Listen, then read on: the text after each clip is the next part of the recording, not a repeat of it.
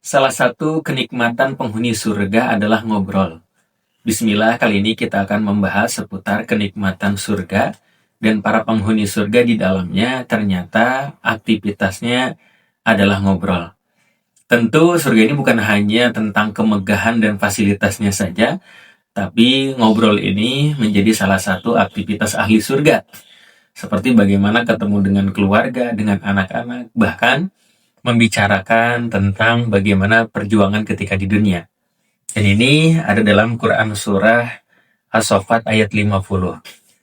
Fi jannati yatasaalun. Yang artinya mereka berada di dalam taman-taman surga. Mereka saling bertanya atau berbincang-bincang. Masya Allah.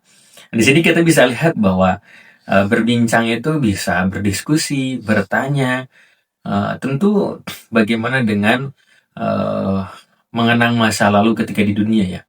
Misalkan bagaimana perjuangan di dunia untuk bisa taat, untuk menjauhi maksiat, ya perjuangan suka dukanya di dunia. Maka Allah kasih ganjarannya tentang surga. Di sana bagaimana penuh syukur, penuh kegembiraan yang dikabarkan oleh bagaimana para ahli surga. Dan juga dalam Quran surah Maryam ayat 62, la yasma'una fiha lagwan illa salama. Dan mereka di dalamnya tidak mendengar perkataan yang sia-sia. Jadi mendengarnya yaitu illa salama, kecuali ucapan salam. Masya Allah. Jadi tidak ada ucapan yang menyakitkan, tidak ada lagi yang menyindir, yang membandingkan, yang merendahkan, tidak ada. Jadi obrolannya tentang salam. Obrolannya tentang kebaikan, tentang kasih sayang, tentang kedamaian. Masya Allah, tidak ada lagi yang toksik, tidak ada lagi yang bergosip, tidak ada lagi yang membuat hatinya luka karena ucapan atau mungkin obrolan yang tidak mengenakan.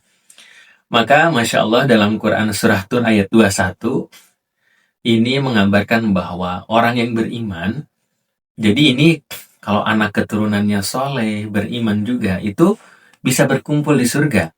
Yang artinya, dan orang-orang yang beriman dan keturunan mereka mengikuti keimanan, kami pertemukan mereka dengan anak keturunan mereka di surga. Maka disinilah bagaimana ada salah satu motivasi untuk bisa masuk surga sekeluarga. Ketemu dengan anak, ketemu dengan pasangan, dan apa yang mereka bicarakan ya, dahulu kami takut dengan azab Allah, dengan siksa Allah, sehingga semuanya diajak taat. Misalkan ayahnya, bundanya taat kepada Allah, lalu mengajarkan kepada anaknya, nah berimanlah kepada Allah, tunaikan sholat, jauhi maksiat, dan taat kepada Allah. Lalu anaknya mengikuti apa perintah orang tuanya, dan mereka bisa bagaimana nanti berkumpul di surga. Jadi takut ketika di dunia anaknya membuka aurat, ya Allah anak saya membuka aurat. Takut bagaimana kalau disiksa oleh Allah menjadi dosa dan maksiat. Ya Allah takut anak saya kalau pacaran, takut anak saya kalau terjebak riba dan seterusnya. Maka dengan rasa takut itu mereka taat kepada Allah dan dikumpulkan di surganya Allah Subhanahu wa taala dengan rasa syukur, dengan kebahagiaan, dengan penuh kegembiraan. Maka bagaimana hal ini sebenarnya menjadikan aktivitas ngobrol, aktivitas berbicara, aktivitas komunikasi menjadi penting kita menciptakan komunikasi yang kondusif hari ini di dunia yang kita jalani ini.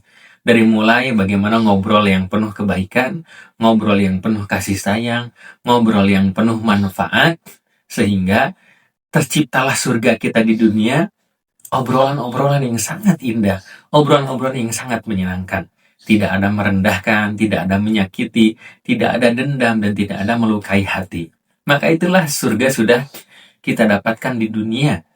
Maka kita berharap komunikasi dengan anak kita, keluarga kita, tentu dengan siapapun, mudah-mudahan tercipta komunikasi yang baik, komunikasi yang indah, dan inilah salah satu pelajaran juga dalam dunia parenting, bahwa kita harus mengajak ngobrol anak kita.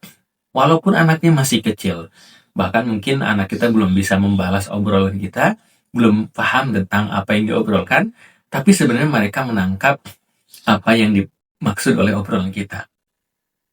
Nah, banyak hari ini yang orang tua tidak menyempatkan diri untuk ngobrol, tidak menyempatkan diri untuk diskusi, tidak menyempatkan diri untuk bertanya. Padahal itu sangat penting karena anak merasa dihargai, anak merasa berarti, bahkan lebih jauh nanti anak merasa dicintai. Nah, ketika anak sudah merasa dihargai, maka anak akan nurut, maka anak akan menghormati orang tuanya. Ketika anak itu sudah percaya kepada orang tuanya, maka anak bakal berbicara, bakal ngomong. Bukan hanya orang tua itu memerintahkan atau instruksi saja. Menginstruksikan A, B, C tentang sholat, tapi bagaimana kita tanya, "Nak, apa yang membuat kamu malas sholat?" Akhirnya ngobrol. "Oh iya malas misalkan karena masih ngantuk. Oh iya malas karena capek." Maka ada obrolan di sana. Dengan obrolan ini, sehingga terbangun bonding, terbangun kasih sayang, dan tentu dengan bagaimana nasihat yang hikmah, nasihat yang baik, dan ini obrolan-obrolan yang harusnya membangun keluarga yang bahagia di dunia, dan yang kita harapkan bahagia di akhirat. Amin ya Allah ya Rabbal Alamin. Itu sharing di kali ini, Bunda bisa sharing juga ya, obrolan apa yang paling senang dengan anak, obrolan apa yang paling senang dengan pasangan, atau obrolan apa yang paling senang dengan sahabat, dengan teman, yang mudah-mudahan obrolan itu bisa menjadikan inspirasi dan motivasi untuk kehidupan kita. Semoga bermanfaat. Barakallahu fikum.